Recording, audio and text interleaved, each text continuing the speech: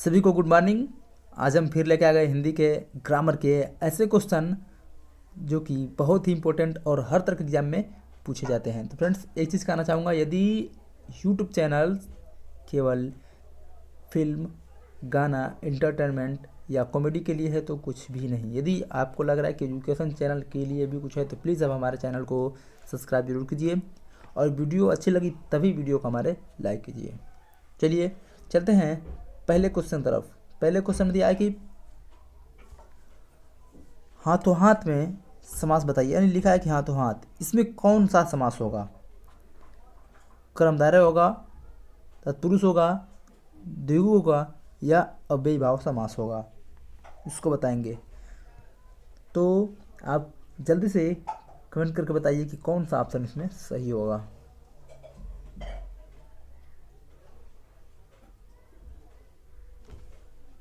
तो देखिए, इसमें हमारा एक चीज़ आपको बताएं कि हाथों हाथ, इसमें लिखा है कि हाथों हाथ, तो इसको समझेंगे। समास पूछ रहा है तो हाथों हाथ अर्थात इसको क्या समझते हैं कि हाथ ही में हाथ, यानी हाथ में ही हाथ है, यानी अव्ययी भाव समास होगा, यानी हमारा डी ऑप्शन बिल्कुल सही होगा। अब कैसे पहचानेंगे? इसमें देखिए, इसमें प्रथम पद प्रधान व अव्यय होता है, ठीक है। समस्त पद भी मिलकर अव्यय बन जाते हैं, मतलब बाकी पद भी मिलकर के अव्यय बन जाते हैं, इसलिए हमारा ये डी अव्ययी भाव समास बिल्कुल सही होगा। चलिए अगला क्वेश्चन कौन सा है? तो अगला क्वेश्चन हम पढ़ेंगे अब। अर्थवृत्त स्वर कौन कौन से हैं? ऑप्शन अ आ बी में दिया है, ये र नहीं होगा, मिस्टेक हो गया है। औ और आ, सी में ए और ओ, डी में उ और बड़ा उ, छोटा उ या बड़ा उ। तो इसको बताएंगे।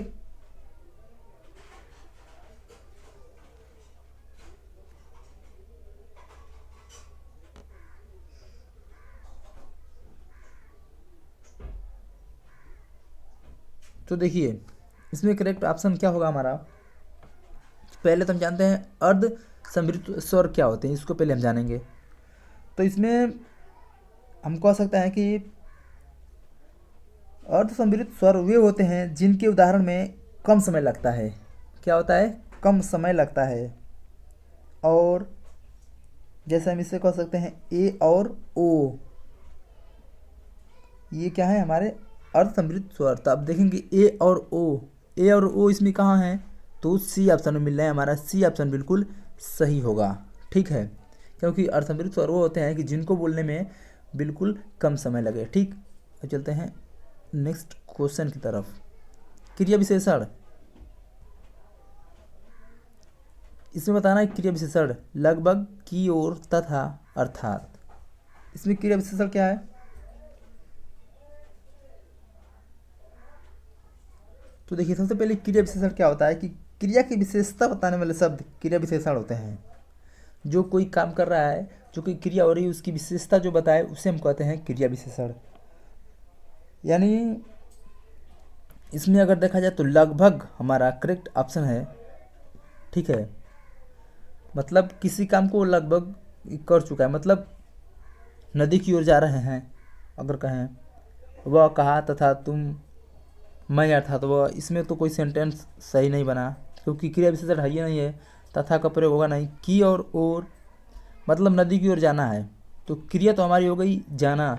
अब उसकी विशेषता बताएंगे कि कैसे चल रहा है, धीरे चल रहा है कि तेज चल रहा है, तब तो विशेषता होगी। लेकिन अगर कहें कि किसी काम को लगभग कर लिया है, तो कार्य तो कर लिया, लेकिन कैसे कर रहा है? धीरे धीरे समाप्ति की तरफ चल रहा है हमारा कार्य, इसलिए लगभग जहाँ तक है कि बिल्कुल सही ऑप्शन है, यानी हम लगभग को ट्रिक करेंगे, ये हमारी क्रिया विशेषण है। चलिए नेक्स्ट क्वेश्चन। निम्न में भविष्य काल का उदाहरण है, मतलब इसमें भविष्य काल का उदाहरण कौन सा है? गाड़ी आई, राम जाएगा, वर्षा हो रही है, राधा पानी पीती है।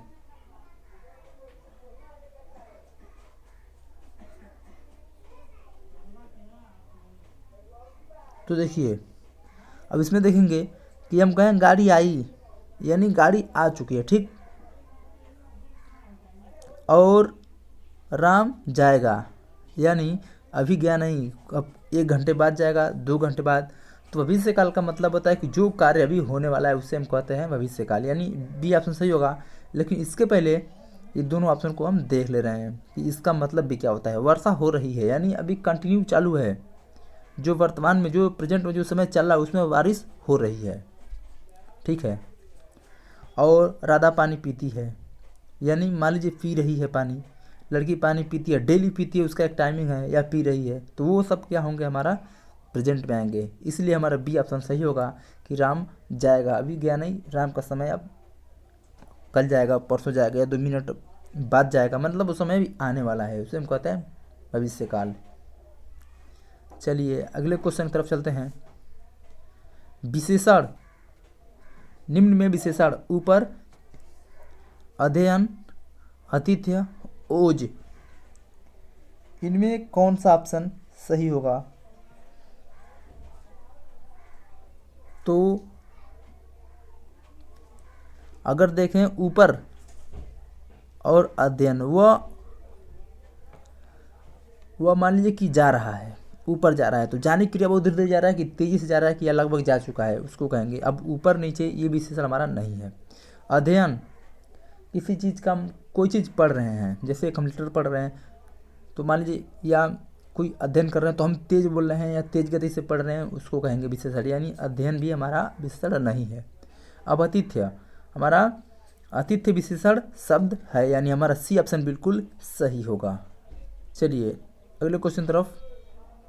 इसमें दे दिया है कि जहाँ चाह वहाँ राह, यानी जहाँ वहाँ में शब्द कौन सा है? प्रश्नवाचक है या निजवाचक या निश्चयवाचक या संबंधवाचक सर्वनाम? इसमें सर्वनाम बताना है।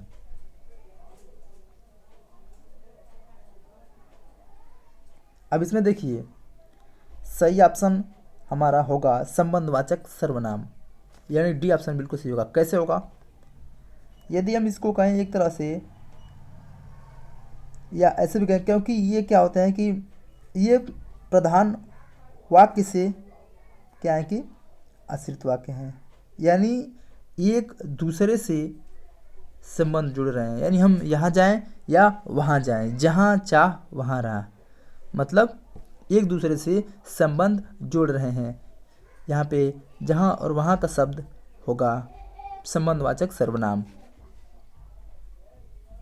अब आ गया हमारे पास, निम्न में अकर्मक क्रिया है, निम्न में अकर्मक क्रिया है गाना, लिखना, हंसना और करना।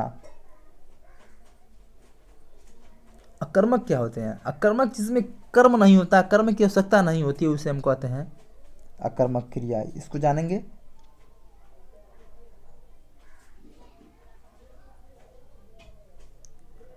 अब देखिए इसमें क्या होगा, तो इसमें हमारा सही ऑप्शन होगा हंसना। हंसना हमारा अकर्मक क्रिया। क्यों? क्योंकि कर्म वह गाना गा रहा है, जब गाना भी हमारा क्या हो जाएगा, इसमें भी कर्म जाएंगे, लिखने में भी कर्म जाएंगे, और करने में मतलब कोई कार्य कर रहा है, करने में, लिख रहा है लिखने में, अब गा रहा है गाने में, अब हंस रहा है, अब कहें वह गाना गा रहा है, वह लिख रहा है, वह कर रहा है, मतलब कर्म है, लेकिन हंसना में ये हमारा क्या हो जाएगा, अकर्मक, ये इसमें कर्म नहीं है। चलिए अब बिल्कुल इस सीरीज का लास्ट क्वेश्चन, तो इसको करेंगे हम। राम मुंबई से आया है, इसमें कारक क्या है? अपादान कारक, करण कारक, अधिकरण कारक या संप्रदान कारक? इसको समझेंगे। तो इसमें देखिए राम मुंबई से आया है, इसमें अपादान कारक होगा। क्या होगा? अपादान कारक, यानी हमारा ए ऑप्शन बिल्कुल सही होगा। क्यों होगा? देखिए इसमें क्या है कि राम मुंबई से आया है, यानी जब तक वो मुंबई में था तो उसका संबंध मुंबई से बना रहा, लेकिन जब वो मुंबई से आया तो वो दुराव यानी अलगाव, मुंबई से अलग हो रहा है, अपने घर आ रहा है, ठीक है। और अपदान कारक का अर्थ भी होता है अलग होना किसी से, ठीक है। इसलिए राम मुंबई से आया है, इसमें कारक अपदान ही होगा। चलिए, तो वीडियो अच्छी लगी तो वीडियो को लाइक कीजिएगा, चैनल को सब्सक्राइब जरूर कीजिएगा ताकि इससे सबसे पहला नोटिफिकेशन आप तक पहुंचे। तो फ्रेंड्स, वीडियो को बंद करते हैं। वीडियो कैसी लगी कमेंट करके बताइए। वीडियो को बंद करते हैं। धन्यवाद।